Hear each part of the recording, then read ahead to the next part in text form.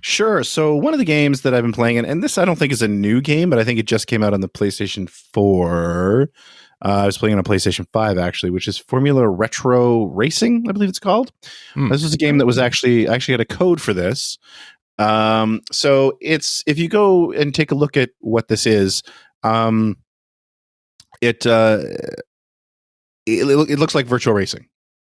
It's a formula style racing game, like an open wheel style racing game with flat shaded polys. So it's meant to invoke memories of 90s racers, they say, but it's Virtua Racing is what it's supposed to look like. Which I was excited about to trying out because we've had a bit of a revival of in the racing genre for the last couple of years, which has been fantastic. And it seems like the smaller studios are they've gotten to that point where, we've moved, not totally completely moved past, but we're not just looking at like, hey, look at this game. It looks like an 8-bit game and, or a 16-bit game when we call it an 8-bit game. But they're moving into like those early to mid 90s arcade 3D aesthetic, right? Like when 3D was starting to become a thing. Yeah. And that's great. I have lots of fun memories. I think a lot of people have a lot of fun memories of those games. And of course I'm talking about like, Virtua Racing being sort of the kickoff, and then Daytona and Ridge Racer and any number of Namco and Sega arcade games. So was excited to try this out. And I have to say that like after, I think I got 4 laps into the first race, and it's just like, this is just, it's so bland.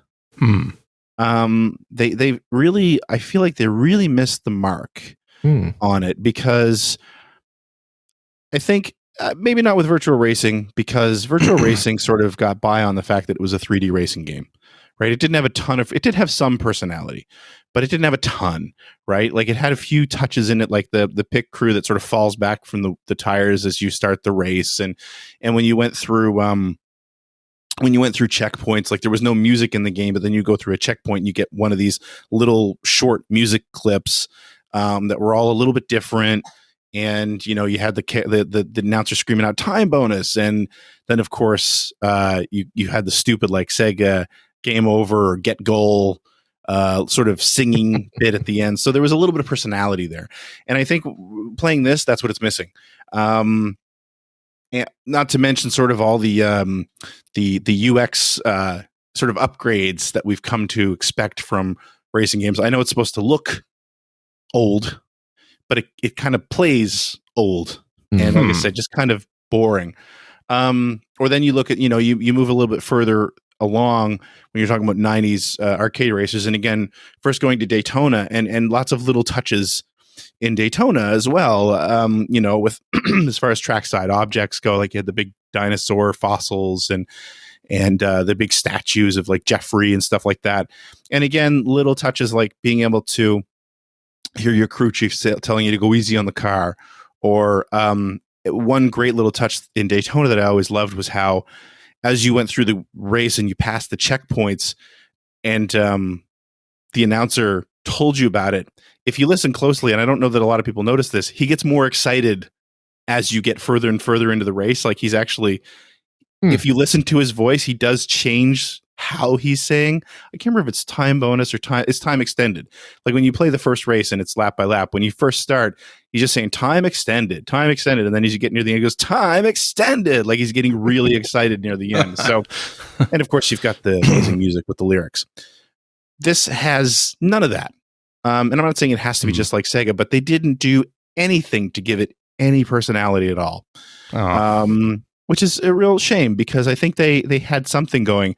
And one thing that I thought was kind of funny is like, as I was saying all that and as I was thinking all that, I was thinking about how the music was such an important part of a lot of those first 3D racing games. I just mentioned like Virtua Racing, of course, Daytona. Ridge Racer had a great soundtrack. And I think if you took the soundtracks out of those games, or even like an Outrun, even going further back, right? You took the really good soundtracks out of those games and replaced it with something a bit more generic. They'd still be good games, but they weren't great. The audio was a huge part of those games. It was very important. And the audio tracks in this game, not only are they not exciting in any way, just by listening to the audio, especially the first track that you hear in the first race, I knew this was a UK based developer because the audio is trying to it seems like it's trying to remind you of Commodore 64 music. Really? That's sort of same like arpeggio. Do you know what I'm saying? Like how I absolutely do. You know exactly what I mean. I had to actually look that word up because I'd never known what to call that, but it's sort of this warbling when you have long held notes, like it does sort of this warbling sound that's apparently called an arpeggio. That's very indicative of Commodore 64 music, and especially UK developed and European developed Commodore 64 music. I've always found anyway. Maybe that's wrong, but like you could even hear that. You get into like Game Boy games. Actually, I remember hearing it a fair amount on Game Boy games and on NES games. Again, usually when they came over from Europe or the UK. So yeah, it's just it's too bad. It's very nice looking, you know, for what it is. But again, the tracks are extremely the roadside objects and everything. There's no personality whatsoever in the game, and I think they really missed the mark on that. I think that's all they really needed to do.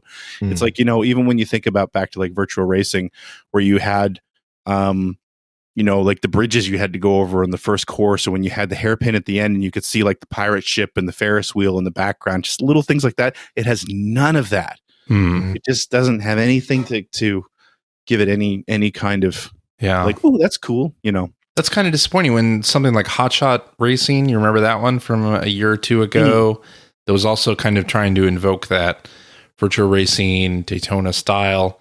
Did it pretty well, I think, with the background details, obviously sort of not copying exactly what Sega did, but having some of those details like a amusement park or like aquarium that you're going under and things like that. Right. And the other thing that I was thinking of as I was playing it, which I think this came out around the same time, was Cruisin'. Cruisin', yeah.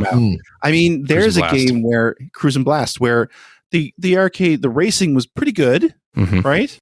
It wasn't amazing, but it was good. But it was very frenetic. It was super fast.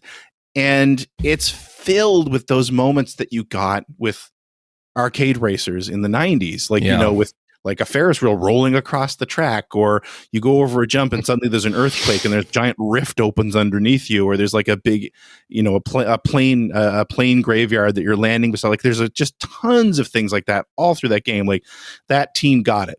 That team understood what nostalgia for a 90s racing game was and is. Well, it was less about simulating a real race and making something exciting that you wanted to pour quarters into over and over and over again. Or you'd walk by the machine and see the track mode, and it really would get you to pay, right?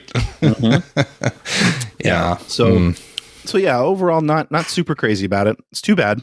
They had a good idea that they missed out, and especially in a world where, I don't know if you can still buy this, but where M2 re-released Virtua Racing, and you know, with a nice smooth frame rate on the Switch, you can go get that, and you can get what this game is trying to invoke.